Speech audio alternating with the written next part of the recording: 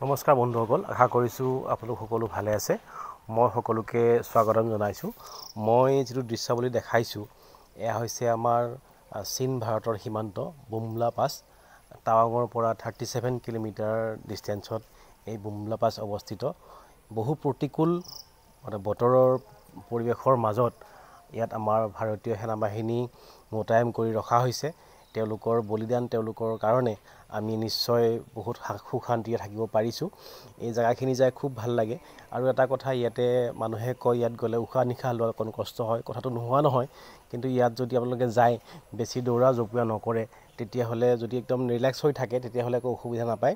গতিকে যাব পাৰে আপোনালোক। খুব ভাল জেগা, খুব সুন্দৰ লাগে যায়। আশা কৰিছোঁ আপোনালোকে এই দৃশ্যাৱলীখিনি চাই ভাল পাব।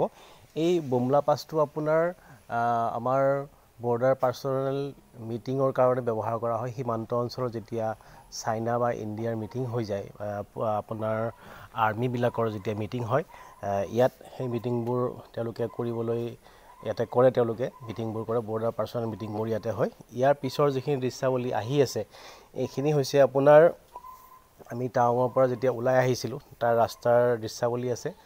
আৰু এখন ফুডুং বুলি জেগা এটা আছে। ফুডুং হৈছে খুব প্ৰাকৃতিক পৰিৱেশৰে পৰিপুষ্ট এটা জেগা। বহু সুন্দৰ সেউজীয়াৰ মাজে মাজে আমি আহিছিলোঁ। এই ফুডুং ভিলেজখন আপোনাৰ দিৰাং ৱেষ্ট কামেং ডিষ্ট্ৰিক্টৰ অন্তৰ্গত হয়। দিৰাং চাৰ্কুলত এখন দিৰাং চাৰ্কুল এটা আছে, দিৰাং ৰেভিনিউ চাৰ্কুল। সেই দিৰাং ৰেভিনিউ চাৰ্কুলৰ অন্তৰ্গত বহুত গছ গছনি আছে, খুব সেউজীয়া এটা প্ৰাকৃতিক পৰিৱেশ। ইয়াত আমি বহুত চৰাই চিৰিকটিৰ মাত শুনিছিলোঁ। বহুত মানুহ ইয়াতে বাৰ্ড ষ্টাডিৰ কাৰণে যায়।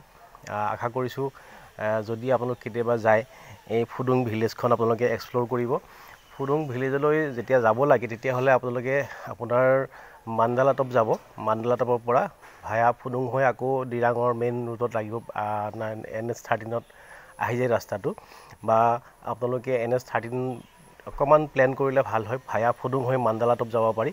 মাণ্ডালাটপৰ পৰা আকৌ দিৰাং যাব পাৰি। খুব সুন্দৰ প্ৰাকৃতিক পৰিৱেশ, এয়া আপোনালোকে দেখিছে।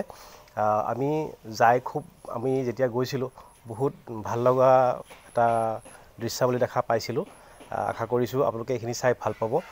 আৰু ইয়াৰ আগতে মই এটা কথা কৈছিলোঁ, তেলৰ কথা কৈছিলোঁ। অৰুণাচল যাওঁতে মই ILPৰ কথা আগতে কোৱা আছে। লগতে তেলটো আপোনালোকে পেট্ৰলত ফিউল কিমান আছে সেইটো চাই ল'ব। এই যি ফুডুং ভিলেজখন আছে, এই যাত্ৰা পথত আমি এটা পৰিয়াল লগ পাইছিলোঁ। তেওঁলোকে তেলৰ অসুবিধাৰ কাৰণে তেওঁলোকে যাত্ৰা সামৰি আকৌ ঘূৰি আহিব লগা হৈছিলে। গতিকে আপোনালোকে যেতিয়া অৰুণাচল এক্সপ্ল'ৰ কৰিব যাব, তেতিয়াহ'লে অকণমান ৰাস্তাবোৰ চাই যাব। প্লাছ ILP কথা আছে, লাগতিয়াল যিবোৰ ঔষধ পাতি আছে সেইবোৰ লৈ যাব। আৰু সৰু সুৰা অকণ লাইট ফুড লগত লৈ গ'লে ভাল। এইখিনি কৈ মই এৰিছোঁ। আপোনালোকে দৃশ্যটো উপভোগ কৰক। কেনে পালে মোক জনাব, আৰু কেনেকুৱা ভিডিঅ' চাই আপোনালোকে ভাল পায় মোক জনালে মই বহুত সুখী হ'ম। ধন্যবাদ।